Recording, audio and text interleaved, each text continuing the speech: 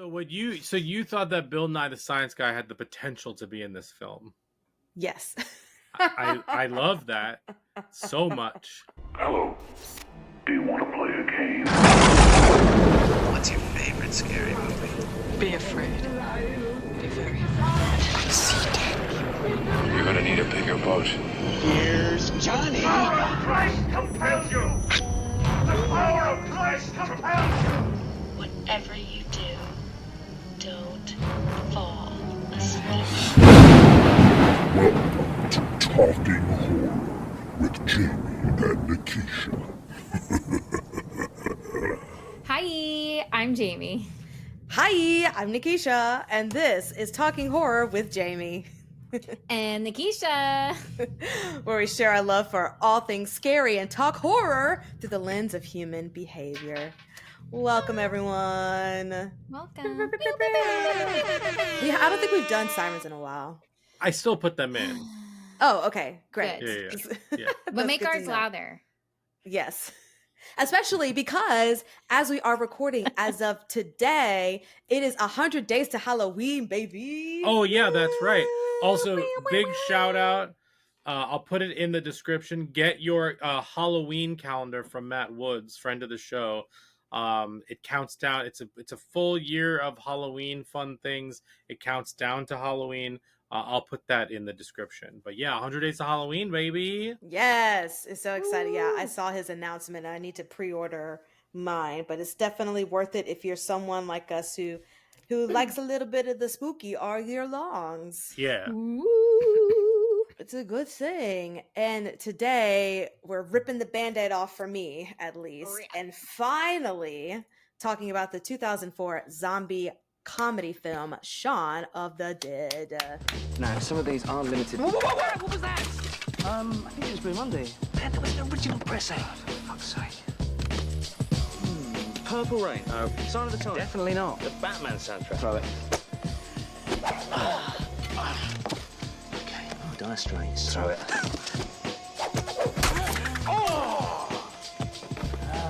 Stone Roses. No. Second Coming. I like it. Sade. That's Liz's. Yeah, but she did dump you. Oh. Yay! I was being a zombie. That's a great impression. I think Di would be happy about that. Like you did it. So this movie was directed by Edgar Wright and written by Wright and Simon Pegg, and it stars Pegg, Nick Frost, in his film debut. And what a debut that was! The character of Ed. That's insane, incredible. Kate Ashfield, Lucy Davis, Dylan Moran, Bill Nye, but not that Bill Nye, not the science guy. And finally, Penelope Wilton. I had to check and see. I saw his name and I was like, wait, but that's not how you spell it. But that's how you pronounce it. So you thought that Bill Nye the Science Guy had the potential to be in this film? Yes. I love that so much. But he would have been what? How old? I mean, Bill Nye the Science Guy? Yeah. In 2004? Right. Okay, we gotta look this up. This is important information. Put the two together. All I know is him as an old guy. So like, sky's the limit. He's 69 right now. Nice. Oh, okay. So cool. Awesome. So 69 minus how many years old is this? 21 years old? Mm-hmm. He would have been 48. Oh, okay. Yeah. And that's been Bill Nye the Science Guy math corner. Yes. Math. Bill Exactly. Nye, it's math time. Perfect. Hire Jamie rules. right now. Gorgeous. So obviously heavy spoilers for Shaun of the Dead. Don't be like me and watch it in the year of our Lord Beyonce 2025. Hopefully you've seen this before. But heavy spoilers for this. And Jamie, please hit us with all those trigger warnings. Sure. It's zombies. Woo! So if you don't like zombies, this ain't for you. And with that, there is a lot of blood and gore and insides on the outsides. and chomping a lot of it. You know, cannibal, but like they're already undead, so like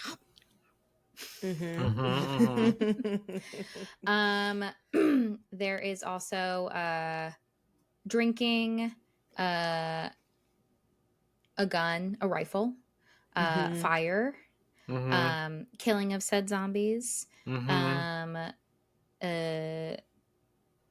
they impale someone Yes. with a pole, with a volleyball pole? And what is that called? Records. A record. Yeah, I was like the things that are right there.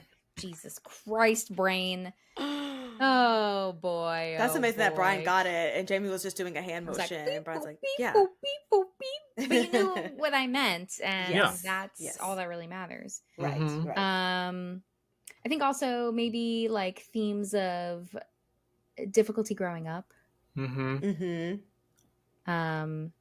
And you know, dating challenges. Yes. That is a nightmare. Okay. For sure. I don't think. Is there anything else? I don't think so. It's your typical zombie, you know, Zombie. zombie movie. Yeah. Right. Great song. Yes. That's what I need to put at the end of this was it Cranberries? The Cranberries? Yeah, the Cranberries. Yes.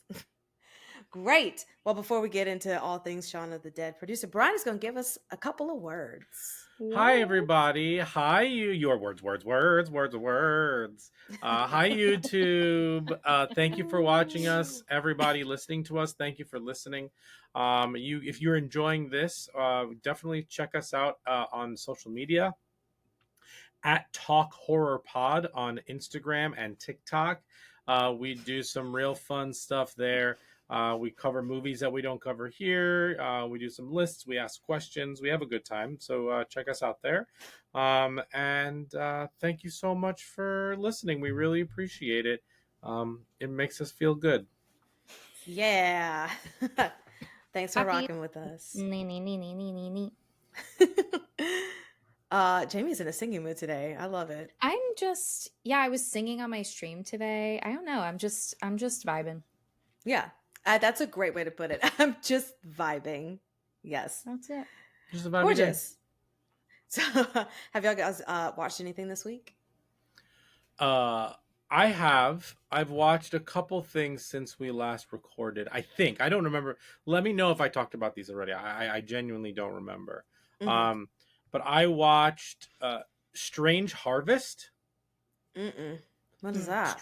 Strange Harvest is the full title is Strange Harvest. Maybe they just don't. Why? There's a full name to it. This is bad content. Strange Harvest. They may have just changed. Oh, okay. Take two.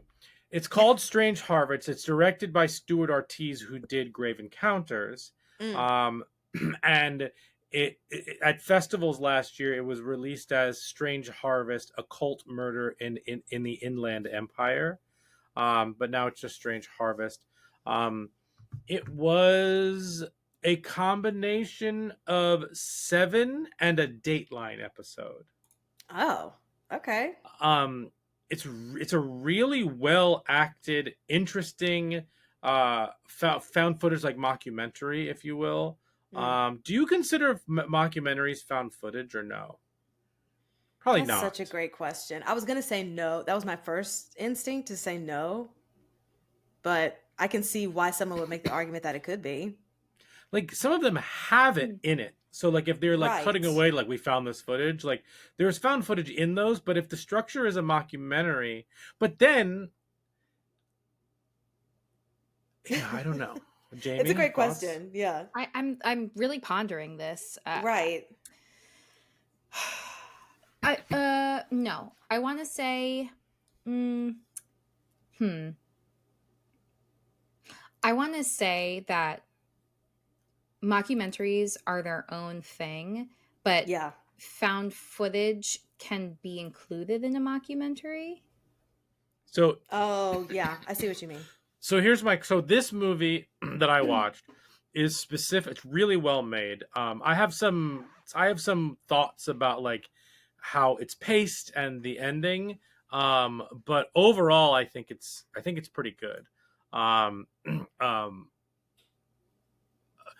but it's framed as a Dateline episode. It's not Dateline actually. It's like it's a movie, but like Mhm. it's kind of told as like a Dateline episode is told, where like they interview the cops who are doing it, and they interview like all these people, and they cut away to like footage that they did find of certain things, like from the cops, like car and this and like, and the documentarian is like going around and filming stuff. Like there's a lot of that, but it is primarily a mockumentary. However, let's take Hell House LLC as an example.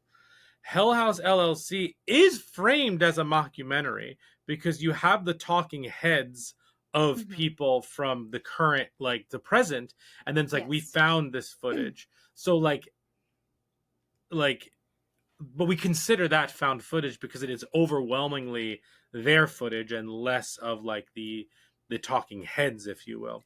I don't know. Sure, but I Right. still think that that's probably more a mockumentary because of like the talking heads and all Sure. of that other stuff. Yeah. And like so let's take Stuart Ortiz's other movie, Grave Encounters, where it opens with like with talking to somebody like we found this footage, we cut down the episode, it was like hours of footage, we cut this down, here's what we found, and then they present That feels it. more found footagey because like no one else is like commenting on Sure. the events Right, or the right. footage. Like I feel like in the mockumentaries, they're also making commentary about the footage itself and like referencing it, versus just the found footage where they're like, we're presenting this Sure. without edits, you know?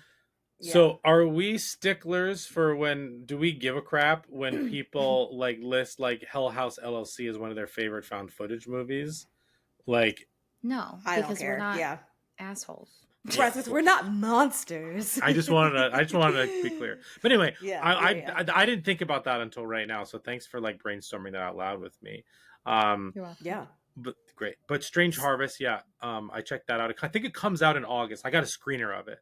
So that comes out in Nice. August. So definitely check that out. I think it's a real good mockumentary, and really, I really want to hear what people think about this. So that's one. And then I watched Freaky Tales. Freaky Tales. Freaky Tales is a anthology, like I'd say it's even more sci-fi than it is horror, to be totally honest. It's like 4 stories that interconnect. Pedro Pascal is in it. There's a lot of good people in it. Jay Ellis, Ben Mendelsohn. Anyway, and each one is told, it's like 1987 Oakland, and it's kind of just about like killing and beating up Nazis and things like that. The 4 distinct, it's very over the top, it's very stylized, lots of blood, lots of fighting, lots of like weird funny moments. I actually think it's a lot of fun. It did not fully click for me. Okay. I still gave it like 3 stars. It didn't fully click for me. I wanted to like it more than I actually did, but I still think it's solid. So those are the 2 that I watched between Perfect Blue and this. Well, speaking of like anthology, found footagey, I just saw, and I'm sure you guys saw too, that there's going to be a new VHS Halloween. Yeah. Coming, which very excited to see that, and I'm sure we'll probably cover that since we've covered all of them, right? No. Which one have we not covered? The shitty one, right? Oh, 3? Is that 3? Yeah, 3 Viral. oh yes. Yeah, I don't think we've covered. I have to check. I think we only covered the original and all the newer ones that have come out. I don't know if you actually done specific episodes on like 2, 3, and 4. Oh, I have that's to fair. check. Yeah, I don't that's fair. remember. We all watched them together. Like, not together, but Yes, like we yes. binged them at around the same time. Anyway, Right. yeah. I'm Yeah. excited for that. VHS Halloween, all in. Very, very excited. Also, you all motivated me, slash it keeps popping up when I pull up Hulu or HBO Max to watch the Final Destinations. So I'm like, well, let me go watch Final Destination 2. And now I'm like, okay, now I got to go through the whole thing. What have you watched? I've just watched the second one. But okay. now I'm gonna finish watching them all, which I've seen, but I don't remember because only certain deaths pop out, but I don't remember from which movies. Like Sure. the gymnastics scene, I don't know which one that one was from, but I watched that movie. But I'm like, let me just sit and rewatch all of these. Between that and I have a Samsung Smart TV, and there's a movie hub channel, and it just plays all the Twilight movies over and over again. So if I just want to sit and I don't need any, like, or I just need something in the background, I'll just put it on that channel, and it's like, which one are we on today? Oh, New Moon. Okay, that's fine. I'll still sit and watch it. Fantastical. All right. Well, you're here for Shaun of the Dead. We're going to give it to you, but we need a plot summary. And producer Brian is going to give us a 2-minute plot summary of Shaun of the Dead. 2 minutes. 2 minutes. What's the plot? Okay.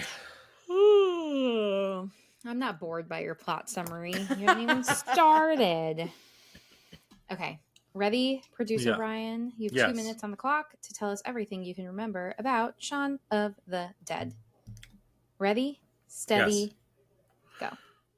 It is about a guy named Shaun. He's in his late 20s. Shaun is kind of an underachiever. He works at a local electronics store. He lives with his best friend, who's a total like underachiever, kind of presented as a loser, very disrespectful, doesn't really, just still like in his like, college phase, if you will. Everyone around them, including Shaun's girlfriend, is growing up and kind of like, and she wants him to grow up. They really only go to the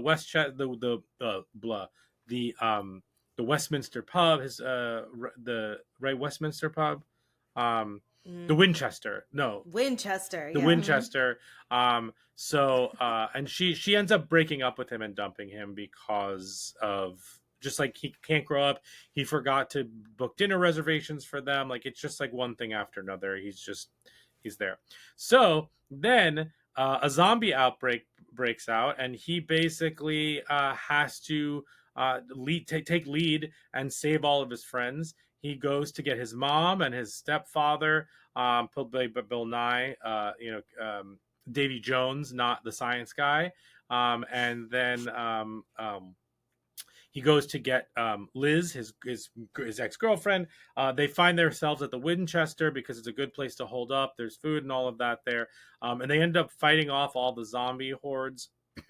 They're with some of their other friends. Their other friends are picked off one by one, and then Ed sacrifices himself to save Shaun and Liz, who end up reconciling because Shaun really like shows that he can be a leader and a grown-up. And then the military comes in, saves them all, and it ends with Shaun and Liz together. And Ed is still a zombie in the shed where he can still like hanging out with him, playing video games. The end. It's also funny. It's very funny. Yeah. And that's the plot. It is not serious in the slightest. No, it's funny. Don't forget it's nice. funny. Nice. Don't forget it's funny. It's funny. Excellent. Well, let's get into it with our first segment, Trick or a Treat, where we let you know off the top, was it a treat? We loved it. Or we don't know how we feel about it. Or trick, we hated it. Trick. Treat. So, Jamie, please go first. Trick or a treat? This movie is an absolute treat. Woohoo! It is a treat for me and producer Brian. Treat. This is probably one of the best, if not the best, horror comedies ever. Yeah. And I'm excited to hear y'all's suggestions of other horror comedies that you would put at this level. But sure. This is definitely one that is at the top of a lot of people's lists. So let's get into detail why we all thought it was a treat with likes and gripes. And now our likes and gripes. You go first. It was your first time. I knew it. Okay. Do it. So, like it's been said, I have not seen this movie, but I have definitely seen clips about it, heard people talk about it, and it's been on my radar. But so many horror movies, only one me. The first thing that I loved about this was the title card, because I almost missed it. And it's the title card is on the street, but you see kind of teenagers just walking towards it. And I just thought how it was presented was so cool. I absolutely love that they don't give you a full explanation of what exactly happened for the zombie apocalypse to They don't. So if you're watching the TV screen, they do mention like toxins or something like that. Yeah. But if you catch it at the very end, the TV says, and they have ruled out rage monkeys as a reason for this. And I was like, we just watched 28 Days Later. Yes. Nice Easter egg, baby. That was great. I thank you for saying that, because I remember hearing the word monkey, but I didn't fully process that they said we ruled out rage monkeys. Rage monkeys or whatever it is. But I definitely caught it this time. I don't know if I ever caught that before. Yeah. Just for whatever reason. But anyway, yeah, that was awesome, because that only came out like 2 or 3 years before this. Oh wow. Yeah, I didn't even think about how closely related the two are, but then that absolutely makes sense. But even just in that vein, I loved that they would start to tell you in a variety of ways, but then it would be cut off for some reason. Like Shaun is at the convenience store and he looks at the newspaper and it says something, but it cuts away so fast that you can't see it. And then you'll hear when he's showing the TVs to the customers at his job, he's, yes, thumbs up, fireworks for our YouTubers. He's showing the TVs and he's flipping through all the news stations that are like about to say something, but then it shuts off. And then the last one was, there was radio in the background. I forgot in what scene, but they're like trying to explain it and it doesn't. So I just thought that was so clever, because it's a zombie movie. You don't really need explanation for it to be interesting, at least for me, and especially because it's a comedy. Yeah. So, and also the characters are so good in this, and it's so clear what they're trying to do by using the zombie cliches. And so like that kind of also covers up the questions. If it was a bad movie, you'd be wondering like, well, I need to know more about like the logistics of all this, because the other stuff doesn't matter. So true. I second that and agree with that wholeheartedly. I was so focused on the characters and their relationships that I didn't need any other added information. Like, you knew exactly where it was headed and you just want to follow them and see how they deal with what's going on, not necessarily why things are happening. One of my favorite quotes was when he was trying to get flowers for his mom, and that flower lady was like, okay, we have 2 cards, to a wonderful mom or pal, super mom. And just how she said it was so, I don't know why that took me out, but it just how blanket she was about it. But she was like, or pal, super mom. And I was just out for the count. Love the whole and this is what I've seen before in other countdown videos, the parallel of him walking to the convenience store and to his job before and during the apocalypse. Very clever. Love it. I love the song If You Leave Me Now. I think it's by the group Chicago, and I just love that it was playing. And I forgot even what scene it was, but I just wrote down If You Leave Me Now, haha. Yeah, and then the introduction to the zombies, and no one really kind of knows, or Shaun or Ed don't really know what's going on when they see that girl, and he's like, there's a girl in the backyard. And it reminded me of In Us, where one of the kids was like, there's a family outside. Oh, yeah. Yeah. Well, it's funny. I was watching this movie with the, rewatching this movie, I should say, with the eye of the things that we talk about that we don't like in zombie movies. And one thing that the three of us all agree on, at least in some contexts, is zombie movies nowadays just take sometimes some of them, the not good ones, take so long to get to the point where it's like, we know this is a zombie movie, like, can you just figure this out fast so we can get along with the plot? Like, I don't need 25 minutes of like, well, maybe they're just sick. Like, no, let's just like get into it. This one balances that so well because it makes it fun and funny, but also like it just like this movie like moves very quickly. It does. Yes. Yeah, I think it's about roughly 90 minutes, but how it goes, it just feels like an hour's passing. You're like, oh, we're at the end and then we're here. Mm-hmm. Yes. So I loved when Ed takes the picture of the girl because she's attacking Shaun, but they don't realize that she's a zombie. And he's like, yeah, get my camera. And then when they like push her and she like falls on the pole, but then gets back up, and then Ed is slowly like rewinding his camera. yeah. Excellent all around. AI thinks so too because now there's fireworks on my screen. The whole exacerbating joke, absolutely fantastic. I appreciate British comedy and I appreciate slapstick when it is done well. Like the scene when they are all in the bar and the Queen song comes on and they're hitting them to the beat of the music. Yes. My favorite line in the whole movie is from that scene where Queen is playing and then he's like, kill the Queen, and they go and he's like, no, I mean like stop right, stop the the music. Yeah. Like just that moment is so just excellent. It's excellent. It's so obnoxious, and I feel like in a different movie I would be annoyed by that. But I think just how we've talked about, they've set everything up. It just feeds into what's happening, and it makes sense that these things are happening within the context of their world. It makes sense. So then I don't mind that they're all banging to the beat of Queen and nobody's actually killing anybody, but you're just like have 10 seconds of people just like doing choreography beating up this zombie. Sorry, just going through the rest of my notes.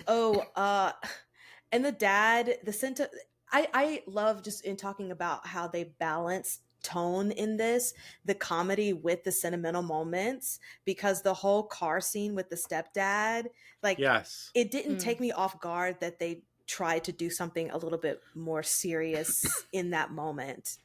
And even with when he had to like kill his mom, and the emotion of that before they had to shoot her, I just thought that the balance of that was really great.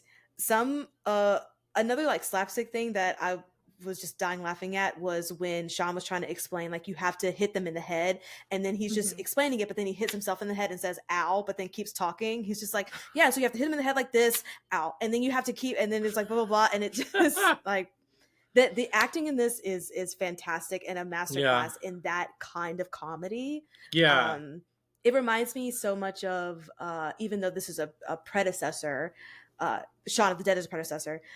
It reminds me of the Goes Wrong show or the play that goes wrong. That kind of energy in the comedy. Yeah, definitely. Which I think is why I really like the comedy in Shaun of the Dead, because I love, like, if y'all have not watched the Goes Wrong show, it's fantastic. It used to all be on Amazon, but yeah. It's and then another one of my favorite lines, just as an actor, when they're trying to pretend to be zombies and the actor roommate is trying to like tell them how to get into character to be zombies. And then she's like, all right, Ed, let me see it. And he was like, I'll do it on the night. Yeah. I was like, it's fine. I'll do it. I'll do it on the night. I'm just like, no, just try it. Just do it. But yeah, overall, I loved it. It was a fun time. So many quotable moments. Like, you don't want to die single, do you? They're gonna try to kill themselves. It's like, okay. And yeah, I love the relationship between Shaun and Ed, because it also is very reminiscent of it's just the typical comedy duo, right? Like their energy reminds me of Kenan and Kel. Like, that's their energy parallel. Sure. And yeah, gorier than I expected it to be for Okay. a horror comedy of that time, but I appreciated it. And yeah, I think that's all. But I can't. There are so many fun things about it. Cool, Jamie O'Brien, pick your poison. Who wants to go? Go for it. Me? Yeah. Okay. Yeah. I have no concept of how many times I've seen this movie. I definitely had like a zombie phase though, and this was like the perfect intersection of that time.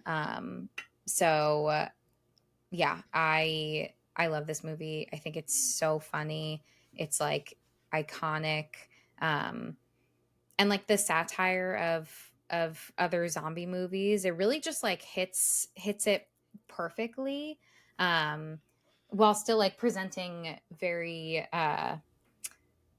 like original stakes, where it's not only just the zombie stuff, but it's also like the stakes of his relationships. And yeah, like how is he interfacing with all of these people while also simultaneously like needing a little bit of a kickstart to do all of the things, and like what better than the zombie apocalypse to help him through all of that. Literally kick you into high gear. Yeah.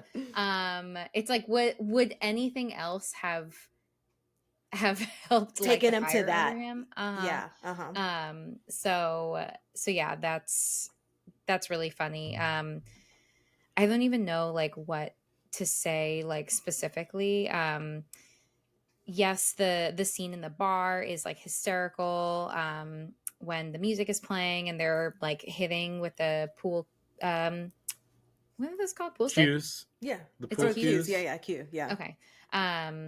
Like simultaneously on the beat. The part when he runs into his neighbor, Oh, like, or oh, that's right. The The girl? doppelgangers. Yes, yeah, the yes, doppelgangers. yes. And Yeah. he's like, hey, Uh-huh. and then they all just like walk by each other. Yeah. And say hi. It's Which I don't want to spoil my one of my recommendations, so I'm not going to like go into it much there. Okay. But yeah, it was a funny moment. Mhm. And yeah, it's just I appreciate using humor to kind of explore anything, but like in this in particular, just how to deal with like a time in your life where you probably need to move to the next phase, but like there is a lot of stress in being an adult, and like what am I doing, and like moving on, or just dealing with change overall. And like yeah, I just think that they sneak all of that in with like all of the humor up front, and it ends up resonating with a lot more people that way. So yeah, there's really not, I don't really think I have a single complaint about this movie. I think that it's poignant. I think that it's only 99 minutes. Like like it really does, get the job done, and it doesn't feel like it's lingering. And like it also finds the beat, like the tone beats really well. Like it knows when to kind of interject like a soft kind of emotional moment, and then also hits you again with like the humor, but not in like an obnoxious way, where I feel like some of the more contemporary, not even horror movies, but like superhero movies have a really hard time balancing that tone. And it's either like hits you over the head constantly with the humor in a way where it's like, these like the genre is more sincere than that. Like you can have some moments of sincerity and not just like hee hee ha ha's. And I feel like this really captures that very effectively. So not to mention that Edgar Wright, I think he write Ant-Man. Yeah, the Speaking of original superhero. treatment for it. Oh, the first one? So yeah. Yeah, he was supposed to direct it, and they had creative differences, and he left, and then but parts of his script were still used for that first Ant-Man movie. Okay, Yeah. nice. He also wrote and directed one of my favorite movies, Scott Pilgrim. So like I just I have a lot of like positive and probably nostalgic feelings for this movie and some of his other movies. So yeah, it just, I'm sure that's probably also coloring my judgment, but I also think this is like an objectively good movie. Mm-hmm. Yeah. Yeah. Agreed. But yeah, those are my thoughts. Gorgeous. Producer Brian. Yeah, I mean, this movie is great. It really holds up on rewatches too. Like, it doesn't miss a step on rewatch. Mm-hmm. Um, the also the bar sequence, the part where all the friend bullshit is coming out, where it's like, oh, we know you're obsessed with her. We know this when they're trying to kill the mom, and then like, I just think we care about these characters at this point. So like, that's a very real interesting scene of characters and like, you know, motivations and everything in there that I really appreciated, and it worked. It didn't feel like it bogged down because we already are like involved with these people.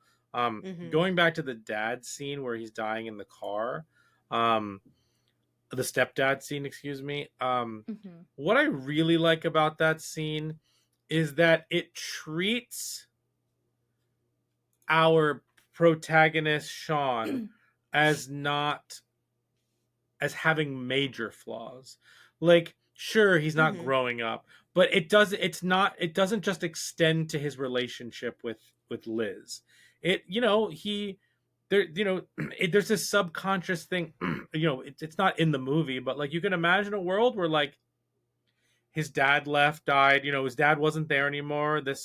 It's not like he was a new stepdad. Like, he grew up with this man. Like, this man essentially like raised him, and like, and the Bill Nye character, like, you know, is you know, a stereotypical guy maybe from his generation, just trying to do his best to raise someone who he sees as his own kid. You know what I mean? And like, Shaun is just like, he was probably very difficult growing up and whatnot. And like, you know, I'm not saying that Bill Nye's character was perfect, nor am I saying that Shaun was totally flawed, because he was, but not in that way. And I just thought that was a beautiful moment where it's like, listen, like, I tried my best, and like, I just wanted to take care of your mom and you, and you know, I'm, you know, that type of a thing. And it was really nice to see, because it paints Shaun in a specific way and makes us, you know, mad at him, but also root for him to be better man. You know what I mean? Like, all of that. And you know, it makes the mom dying later on even harder, because, you know, that was his mom, and like, that was his connection, and you know, and there, you know, from Downton Abbey, and she so I really like that moment in the car, and then following it up with like, he's dead, he's like, no, he's not, and then he's the zombie, and then they have to get out of the car, like really a true masterclass of changing tone but keeping everything like in the same realm. And then yeah, I just think it's, I also, I don't know, I just like, I know we're going to talk a little bit more about him not realizing, you know, everything going on around him, but like, that sequence is just like, it's to me, that's the standout sequence of the movie, because that's the theme, that's what it's trying to get across, that like, we are the zombie, he's the zombie, just like being stagnant and staying in one place and not like, you know what I mean?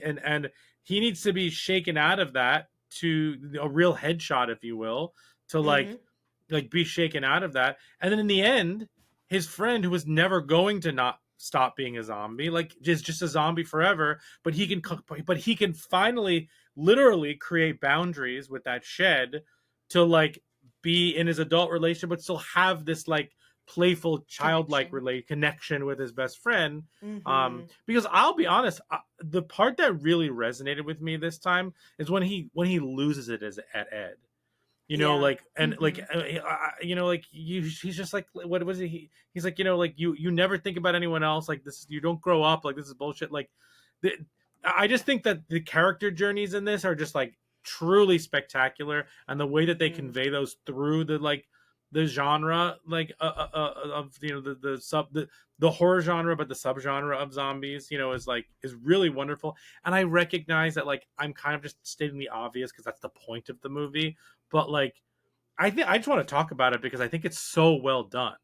Like, it's so well done, and you can tell that this movie, we talked about this with Sinners, there's a lot happening in this movie, but it's about one thing. It's about him growing up and finding his way out of this like mundane zombie-like existence into something more real, if you will. And I appreciate that that that's why this movie stands the test of time. Absolutely. I agree. Just like you said, Ryan, and put very well, that he was in a zombie-like state, just in a mundane state, but then you take the literal zombie figures to then kind of like push him out of it. I think and it's something that I think resonates with a lot of people, or a lot of different themes that resonate with a lot of people, like, you know, your relationships with your parents or your relationships with your friends, and like those long lasting friendships from college, and how that carries into adulthood, and how that makes an impact on how you grow up and move about the world. So it's definitely a lot of nice themes. And I will say, we talk about, and we'll talk about this when we do the 4 S's, just about how people are behaving in this. And I think because of how they set up everyone and everything in the whole world, I'm not upset that in the car scene with the dad, they, instead of pushing the dad out and keeping in the car, just all get out of the car and then just abandon the car. Right. Because they're still idiots. Like the movie never treats them as heroes. They are heroes within their own like group, but they're still idiots, because at the end of the day, they went to the Winchester and the other group of their doppelgangers went the other way, and all of them, we don't know if all of them survived. Did we see if all of them survived? I don't remember. But like, regardless, they're the ones who bring the army with them, and like, you know what I mean? Like they're still the idiot dummies. Right. But those moments are believable because they're still idiots. Right. It's not like they were making smart decisions before and then all of a sudden all that goes out the window. They're right, consistent. Totally. They were making the correct decisions for those characters. Yes. And it was 100% believable that they would think that the Winchester's the place to go, but they were but the good decisions they made were also believable based on the growth and whatever they were doing, and then you know, all of that. So yeah, that's great. Awesome. Any last thoughts before we move on? No? I think so. Okay. Fantastic. I'll end it with the word exacerbate, because also that joke was hilarious to me. Just keep using exacerbate. What does that mean? Make things worse. All right, let's go on to our next segment. Brains. Tasty, tasty. Brains. Great. So we already have mentioned the theme of like growing up and the people around us that can shape how we are growing up. So my question to you, Jamie, is can you talk about, especially us as millennials, the pressures of getting your life, quote unquote, together, especially since we're modeling it after the previous generation, our parents' generation, and it seems like that can no longer be a feasible thing for us to attain. And then how can we even, begin to process that our lives might look different? And our put together, quote unquote, might look different than previous generations. Yeah, I think that there's a lot of things that like impact generations that perhaps the expectations need to adjust. Like, for example, like how has growing up in a generation that like did not have access to technology and then rapidly gained access to technology impact millennials versus Gen Z who always had access to technology? Absolutely. So like just thinking about like how have these things shaped generations where then like certain expectations or ideals are not necessarily going to look exactly the same because of like the things that are going on. I mean, I think like we can all blame capitalism for a lot of the ding, the ding, things. ding, ding. Yeah, let's do it. Blame capitalism. You're a piece of shit. You've ruined everything. Yes. Keep That's going, the theme keep going. song.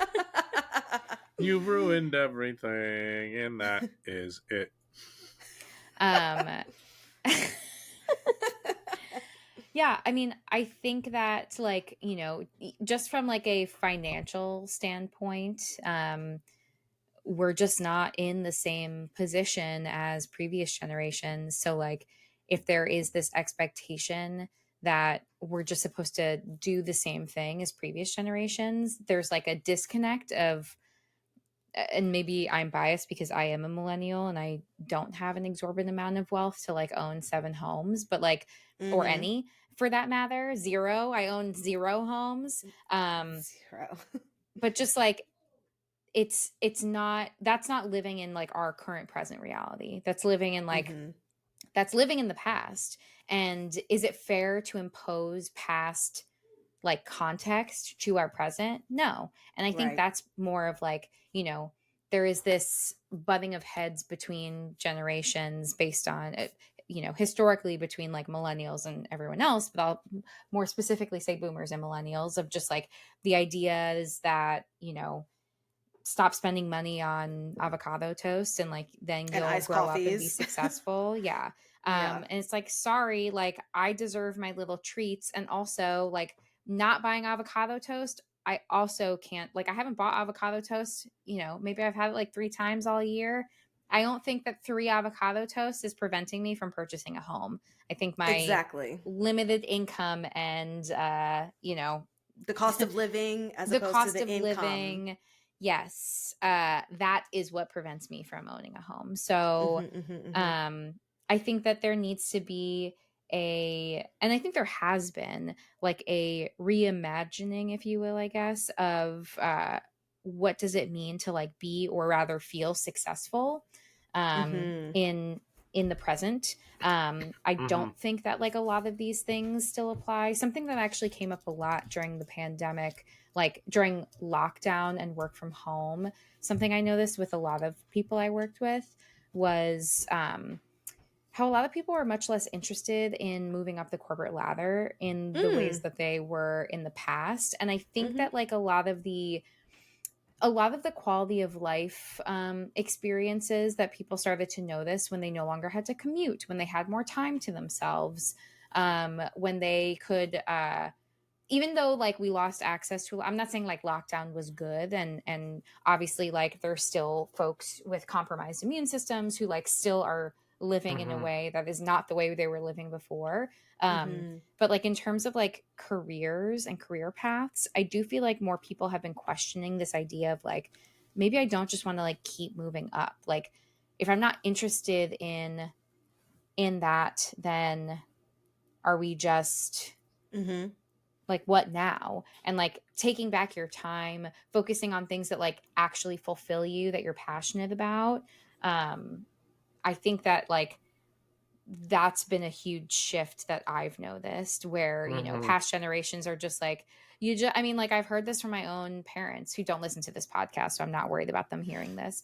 But like Screaming. they're just like, sometimes like your job just stinks and like you just put up with it. And I'm like, no, that sounds awful. Why would I Right. just be in a job that's like making me like unwell mentally? Like that's not that like I'm gonna die if I keep doing that. Like that's a Right. terrible idea. Yeah. And just like Especially. challenging that. Oh, well, absolutely challenging that. But especially when that job isn't even getting you the things that you want to enjoy your life. Sure. So Mhm. why are you staying at this job that you don't like, that's not giving you a home that you can buy, that's not giving you vacations that you can take, or time Yeah. off that you need for things? Like it's Mhm. pointless. That reminds Yeah. me of 2 things. The first thing is like that statement of, it's like, do you live to work or do you work to Mm. live? Mm-hmm. Mhm. I Like, think Mm-hmm. about which that a camp do you lot. fall into? And the Mm-hmm. other one is, one of my favorite people to listen to and read is the speaker and like leadership guru, Simon Sinek. Mm. For You like a millisecond, I thought you were gonna say Simon Says. so, oh yeah, Simon Says. Simon Uh, says take a nap. Okay, got Yeah, Simon Says take a nap. Simon Oh. says, "Do you work to live or live to work?" it. No, he has a viral clip. I like watching his stuff, but he has a viral clip of talking exactly about what Jamie said, and he's very like progressive in his thoughts on leadership and CEOs and how to run a company and company culture. And he's like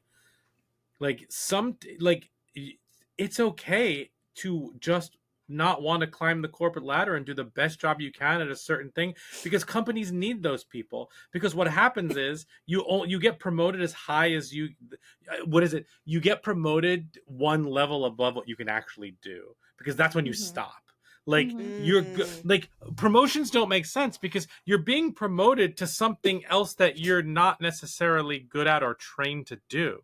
So like you do something really well and like you get the next step and you're like, but I'm good at the thing I just did and now I'm doing something totally different. Like the whole corporate structure and culture wise is like there are some companies who are really doing a good job. I'm going on a tangent now, but like I just totally agree with that sentiment completely, and how a progressive company will address that internally and culturally, whereas like, you know, a boomer company won't.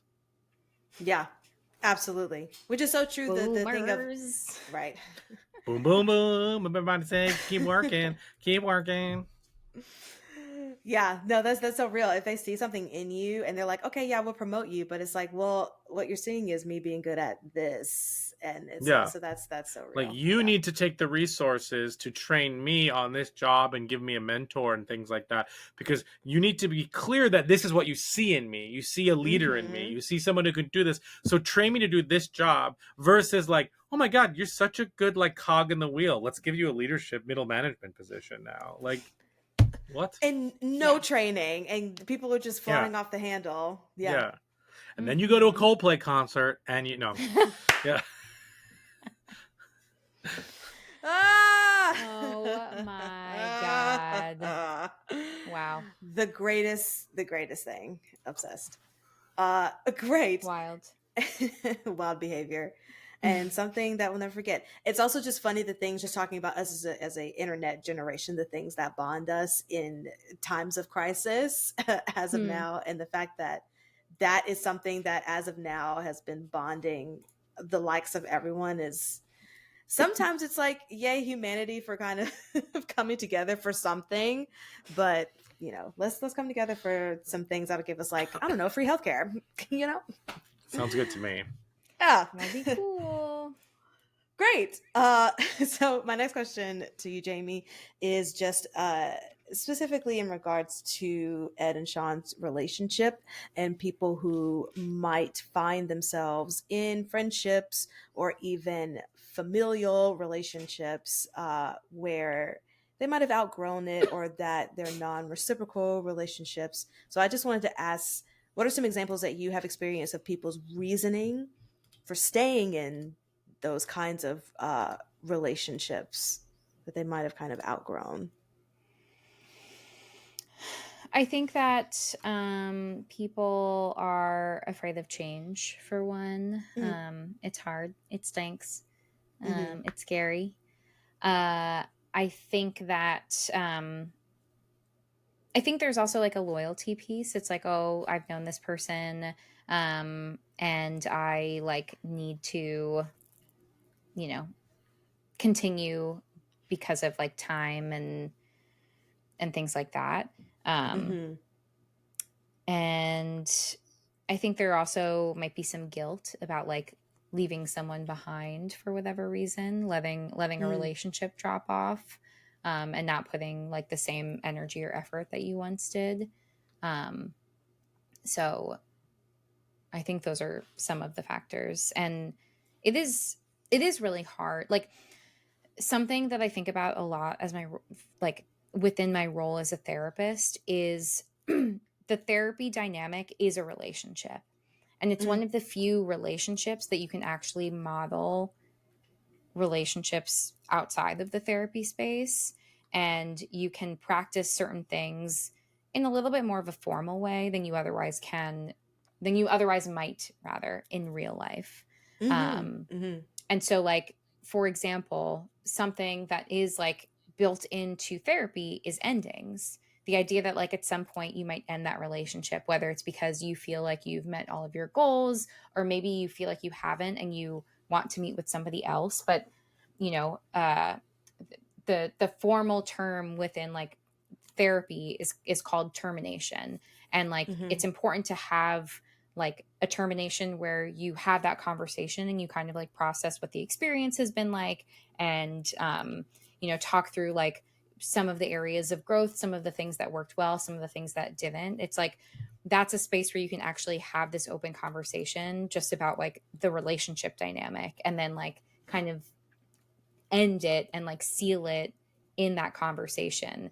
And I will also say that like some people avoid termination naturally in the same way that you would avoid like, and I will admit like I've ghosted therapists in the past, like, and some of that is because not because I like have a strong relationship with them and I'm like, oh, I can't like handle this, which sometimes is the case, but more so because of like bad experiences. And I was like, I know that I need to end with this person, but I don't even feel comfortable like sharing the reasons why.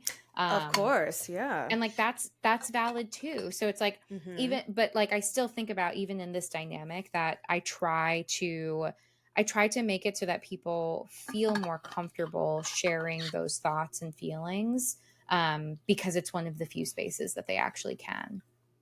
Yeah, a question about that. Do you, as a therapist, ever initiate a termination? Like, say, I think that you have all the tools that you need, and that, or is it always going to come from the patient?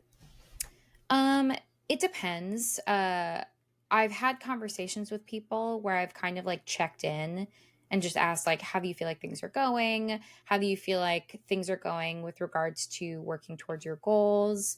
Do we need to like kind of talk through or rework, you know, what goals we're working on now? And like usually that kind of kickstarts something there just about like, where do we want to go from here? Yeah.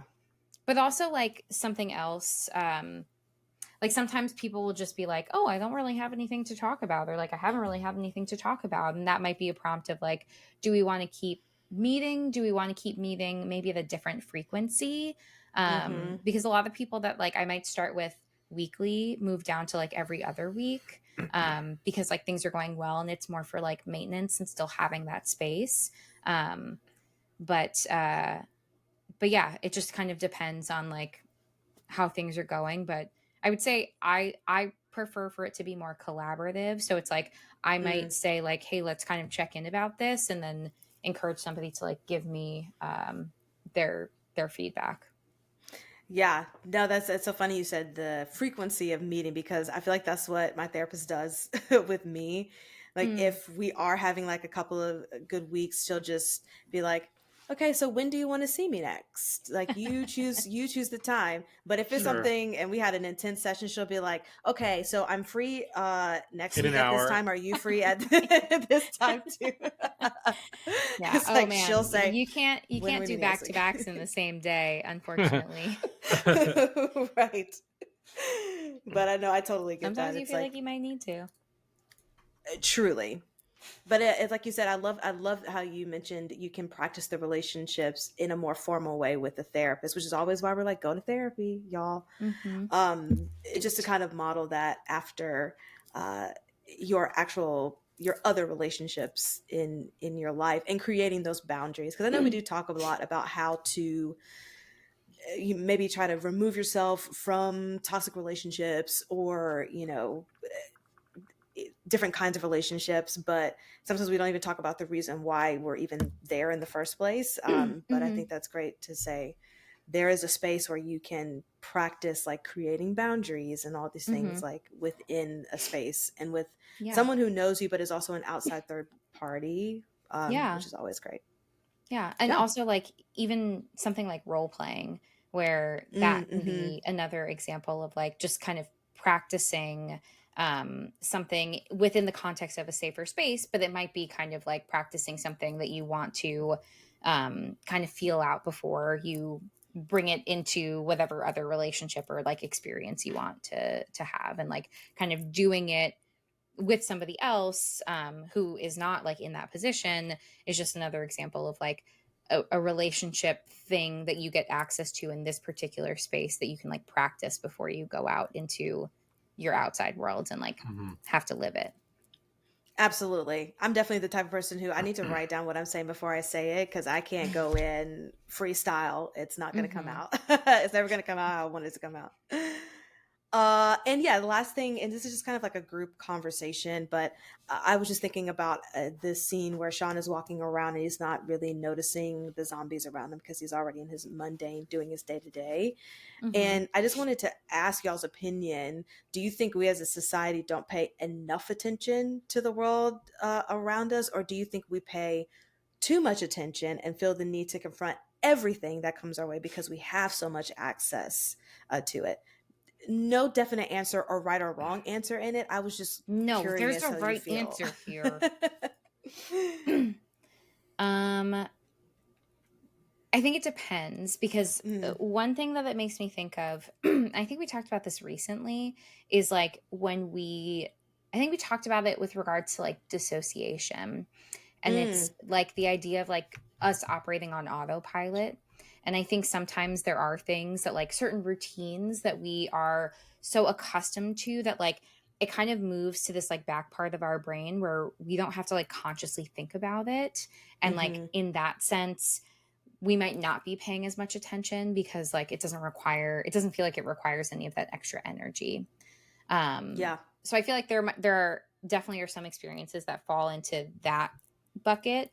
And then on the other end, I think that, you know, speaking as a person who has anxiety, there are sometimes things that I feel like hyper aware of. But I also believe that like we tend to be more aware of like how we are way more in our own heads about thinking that other people are perceiving us when like most of the time they are not. And so like that also I think is like a huge distraction, because like we're constantly operating from this place of like, oh my God, this person must be thinking about me, and like I'm so silly, and like how embarrassing, and like they're not, they don't give a shit. They are not paying attention at all. They don't give a shit. But like, yeah, we're so overly concerned. And like it's just like, self-conscious. yeah. But yeah, totally. No, I agree with that. It's just the knowledge of like, how are people perceiving me in this moment? But also, like you were speaking with anxiety too, sometimes it's so overstimulating. And I even think of the dissociation of living in New York City and maybe walking around not a great neighborhood, and there are people yelling, unhoused people that might be, you know, trying to speak to you, or roaming around, or you know, creating things that are distracting, and so your mind just kind of dissociates and says, well, you know, I'm not bothering them, they're not bothering me. You just kind of walk past it, right? And you don't engage in what's happening. And then that sometimes kind of just creates a fear in me of like, will that kind of snowball and escalate into other things? And so anything that might feel uncomfortable, I might just disassociate, you know, from, in regards to things that might be of a bigger scale, on a bigger scale of things to worry about. But it's interesting. It definitely just depends on the situation, but it's like you want to have access to things and be aware just for your own knowledge. But like you said, there are some things that you don't need to give a lot of attention to, because it's just a snowball spiral in your brain for no reason. Yeah. It's wild. Brian, do you have any thoughts about it? I think we're more concerned with like what's going on elsewhere and less about what's going on around us in the immediate space. This idea of like, I'm on my phone walking around my neighborhood, you know what I mean, like that type of a thing. I also think that I had something else to say, but I can't remember now, so if it comes to me I'll let you know.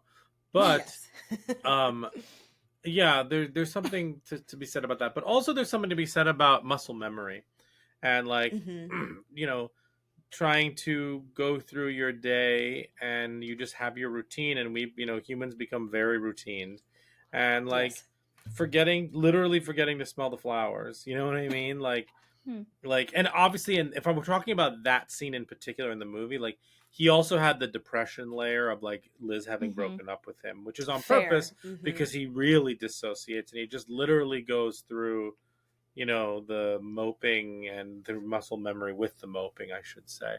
But yeah, I think that like sometimes we forget about looking around, like literally right around us, like looking up as opposed to looking down into our phone and with the information. But also like there's a, you know, relating to politics for just a second, you know, we all get so up in arms about what's happening at the highest level of politics in our country, and we should. I'm not saying we shouldn't, but also we shouldn't also forget about getting involved in your local communities with politics, because those affect you directly on the day to day, whether you are a minority who's being incredibly affected by the current administration, or whether you are a, you know, fall within certain tax brackets and are being, you know, like, but looking to your community, your local town, your local whatever, the ordinances that, because they, you know, that affect you. Like I see that as a similar thing in terms of like, you know, like be aware of the local aspect of things while staying aware of what is happening at the higher level of things. And you know, I think that's kind of, you know, that's, you gotta find, we all have to find that balance as well. Absolutely. And literally go smell some flowers, or what the kids say, go touch some grass. Yeah, go touch some grass. Go touch some grass. Kind of, you know, grass. To put your devices away for a second and just live. That's so gorgeous. Well, that's all that I have. Should we Rotten Tomato in this? It's the Rotten Tomatoes game. Let's do it. Right. All right. Shot. What do you think this delicious film has on Rotten Tomatoes? Nikisha, why don't you go first as someone who just watched this movie for the first time? 94. Ooh, baby. Jamie? Ambitious. Yeah, like a 97. 92. I almost said that. And it has a 93 popcorn meter, which is the audience score. Wow. Shaun of the Dead cleverly balances scares and witty satire, making for a bloody good zombie movie with loads of wit. Yeah. Loads of wit. We forgot to mention that this movie takes out in like the suburbs, the outskirts of London, England. That will forever be amazing. Yes. Also, hear me out. Simon Pegg is the British version of like Adam Sandler, Seth Rogen. Yeah. I agree with that hands down. Just in terms of thematically playing this like adult man-child who in all these movies need to figure out that they can grow up, whether it's, you know, Knocked Up, you know, or any of the like Billy Madisons or whatever, versus like this, or what's the other TV show he did, Spaced? What? Nothing. What? Uh-oh. You're stop talking about it. Anyway, I just think that he is. Anyway. God damn it. No, but anyway, I think that that's very interesting. Okay, Letterboxd. What do you think this has on Letterboxd? It's ruined. What is ruined? I'm sorry. Nothing. No, it's fine. Oh wait, I just started saying a number. Yeah, Jamie, you go first. 4.6. 4.4. It has a 4 straight up. Okay. Why? Sorry. I don't think that was too aggressive. These are no, it was not. These are the popular reviews.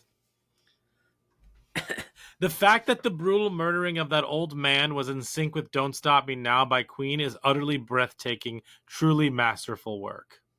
Yes. Number 2, he's not my boyfriend. Might be a bit warm. The cooler's off. Thanks, babe. This is the pinnacle of gay cinema and also my favorite movie of all time. The pinnacle of gay cinema? That's fucking hysterical. Oh. I love that. Yeah. That's so And then good. the number one, and the number one thing is, this is what every other zombie movie comedy ever is missing. A scene where the characters beat a zombie to death with pool sticks in sync to Queen's Don't Stop Me Now. Yeah. It's good stuff. Yes. Great film. Cool. All right. Should we do the 4 S's? Yes. Skull, scare, shakes, and suggestions. The Talking Horrors 4 S's. Okay. The 4 S's are skulls, scares, shakes, and suggestions. Do that every time. Oh, I from know. I now ruined on. it. So That gives me a headache watching you do that. Sorry. Cool. Jamie, why don't you go first? I just think that remembered. really did like scramble something in your brain. Oh, I just remembered that Chris Martin has a cameo in this movie. Apparently, Wait, and really? Yeah, apparently Chris Martin is in this movie. Deeply. Speaking timely. of Coldplay, Amazing. That's so funny. I have a hard time giving like skulls to this movie, Right. because I think that like I mentioned, there's a lot of topical themes, but then like separately in terms of how would I handle a zombie apocalypse, it would probably not look like this. Fair. So I'm giving it a 7. That's still pretty good. I went from a 6.5 to a 7. Okay. For scares, I gave this a 1 because this movie is not scary. It is deeply funny. And for shakes, I'm giving this a 9 because it's iconic. I think that it really set the bar high for zombie movies, and many others, can just not compare, unfortunately. Perhaps it kind of led into the like oversaturation of zombie horror movies for a bit, because it was so good and effective. But like, I do not fault this movie for it. That's other people's problems. Amen. Other people's problems. Absolutely. Nikisha. Mine are very close. I also gave this a 7 for skulls and a 1 for scares, and I will give it an 8 for shakes. Ew. Mine is also very similar. I gave a 7 for skulls, a 1 for scares, but this is a 10. This is a 10. Nice. This like there aren't a lot better movies than this. Like genuinely. Like Yeah. I also I was gonna give it a 9 because I had this as a 4.5 on my letterbox. But then after this watching, I was just like, damn, this really holds up. And nothing about it feels icky or yucky. It really holds up across the board. So I upped it to a 5 on my letterbox. I was like, you know what? Let's give it a 10, baby. 10s across the board. Yeah. All right. Suggestions. Jamie, why don't you start with suggestions? Yes. So I have 3. I went for 2 other like satirical comedy horrors. Obviously Cabin in the Woods, a classic. Also Tucker and Dale versus Evil. Oh, you took Good. mine. Get got. Okay. And then the third one that Brian ruined for me is, I got you. if you want more Simon Pegg, directed by Edgar Wright, and it's like very, very funny, very similar humor, but like maybe even more fast paced than this movie. It is the TV show Spaced, where it stars Simon Pegg and Jessica Stevenson, who plays his doppelganger counterpart in that scene where they run into each other. and yeah, it's a great show. It's 2 seasons, 14 episodes. You bust through it really quickly, and it's about them as roommates, and what happens next. All the adventures. Nick Frost is also in it. Oh, cute. Yeah. Yeah, I also keep forgetting that Simon Pegg is in The Boys playing the dad in that. Yeah. He's in he's in everything now. He's really doing it, and it makes me very happy for him. Yeah. He's great in the Mission Impossible movies. I was literally about to say that he's so good in Mission Impossible. He it's so funny also because like he's probably like the quintessential like nerd who has put himself into all of these like nerdy like big media things like the Star Trek movies. Yeah, the Star Trek movies too, yeah. So yeah, it's just it's very cool. Yeah. And I mean he's just a great actor. So it's nice that he is having all these opportunities to show all that off. My suggestion is Anna and the Apocalypse, because that was the first thing. Oh, okay. That's a good one. For zombie comedy, but put a musical on it. Put a bird on it. And then you got Anna and the Apocalypse. Oh my god, remember Put a Bird on It? Yeah. Put a bird on it. That's all. So I picked a couple things. One, I picked Tucker and Dale versus Evil. I just think it's Get got. Same vibes. Similar vibes. I also picked one of my favorite horror comedies of all time, Deadstream. Evil Dead? Oh, just kidding. Oh, another movie that I told you all about. Yep. And then just as a reminder, this is the first in a trilogy. The Cornetto trilogy, and he does eat Cornetto when he's like really bummed at the beginning. So I would always suggest Hot Fuzz, even though they're not horror movies, like Hot Fuzz. And then I've never seen The World's End, but I'm sure it's a delightful time. Yeah. Put it on the list to watch. I haven't seen it. Put a bird on the list. Put a bird on it. Great. Well, that wraps up our episode of Shaun of the Dead. You can follow us on the socials, Instagram and TikTok at Talk Horror Pod. And producer Brian, where can they listen to us? You can listen to us wherever you're listening to us. For instance, wherever. YouTube, hi YouTube. Hi. Spotify, Apple Podcasts. Rate and review us there. 5 stars, please. And thank you. So Jamie's gonna sing "Zombies" by the Cranberries. Zombie. Perfect. That was great. Thank you. That was quite perfect. All right, thanks for listening, guys. Bye. Bye. Bye.